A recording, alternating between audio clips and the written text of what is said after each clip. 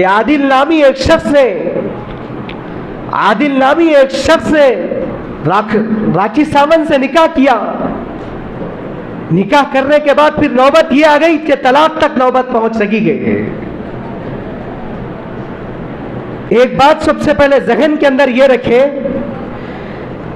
काम करने वाला चाहे कोई भी हो, जब काम करता है तो दाग इस्लाम पर, मुसलमानों पर आ जाती है बात। आदिल नामी एक शख्स ने उसे इस्लाम कबूल कराया है, निकाह किया है, काबिल तारीफ है, हम भी काबिल तारीफ है, हम भी तारीफ करते हैं, सारी दुनिया तारीफ कर रही थी। लेकिन उसके बाद चंद दिन नहीं गुजरे फिर तलाक तक नौबत आ गई।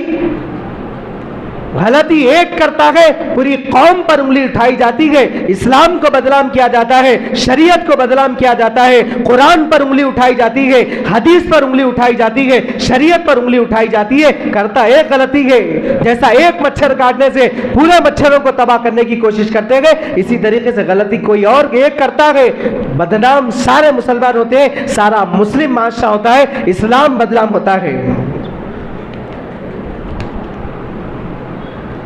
अफसोस इस बात पर है कि आदिल मुसलमान होकर इस तरह की हरकत करे।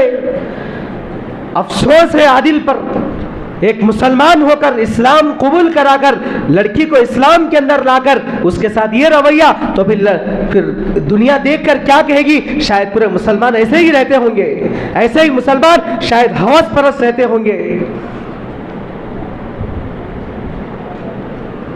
ऐसा काम करना चाहिए कि ना कि इस्लाम पर उंगली उठे, ना मुसलमानों पर उंगली उठे, ना कुरान हदीस पर उंगली उठे। सोशल मीडिया पर बहस चल रही है, मौजू बना हुआ है, इस्लाम को टारगेट बनाया जा रहा है, अहादीस को टारगेट बनाया जा रहा है, मुसलमानों को टारगेट बनाया जा रहा है कि शायद पूरे मुसलमान ऐसे ही रहते होंगे। करता है गलती है, माशरा सारा जमाना होता है। गलती है, चाहे कोई भी करो, चाहे मैं करो, चाहे आप करो, गलती होती है। उसकी तफसीलात तो क्या है अल्लाह बेहतर जानते हैं।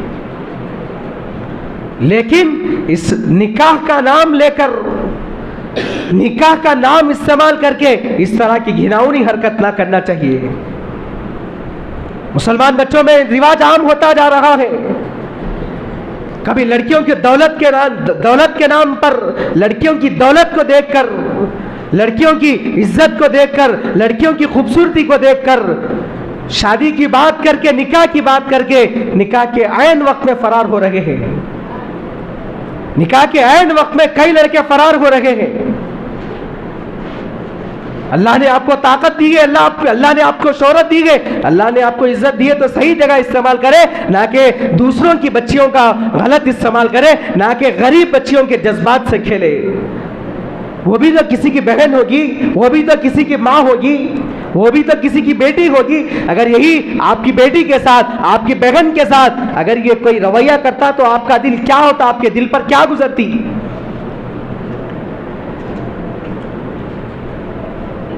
ताल्लुकात कायम किए जा रहे हैं, निकाह का नाम लेकर तारीख तय हो रही है, तारीख के दिन फरार हो रहे हैं।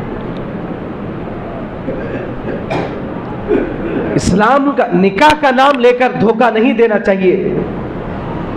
तो अपनी लड़कियों की भी हम सही तरबियत करें, इस्लाम के माहौल में तरबियत करें, हया के माहौल में तरबियत करें। हजरत फातिमा रज़ियल्लाहु अन्हा की हया पढ़ाए। हजरत फातिमा रज़ियल्लाहु अन्हा की हया का क्या हाल था? हजरत फातिमा रज़ियल्लाहु अन्हा की हया का क्या हाल था?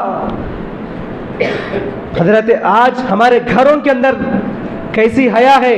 क्या हजरत फातिमा रज़ियल्लाहु अन्हा की हया की एक झलक की क्या हमारे अंदर है या नहीं है? हमारे घरों के अंदर है या नहीं है? अल्लाह के नबी ने मेराज की रात देखा कि ऐसी कौम पर गुजर हुआ जो सड़ा हुआ गोश्त खा रहे हैं। जिब्राइल अमीन ने पूछने पर बताया, या रसूलुल्लाह सल्लल्लाहु अलैहि वसल्लम, ये वो लोग हैं जो शादीशुदा होकर जिना करते हैं, जिना करने वाले मर्द, जिना करने वाली औरतें हैं।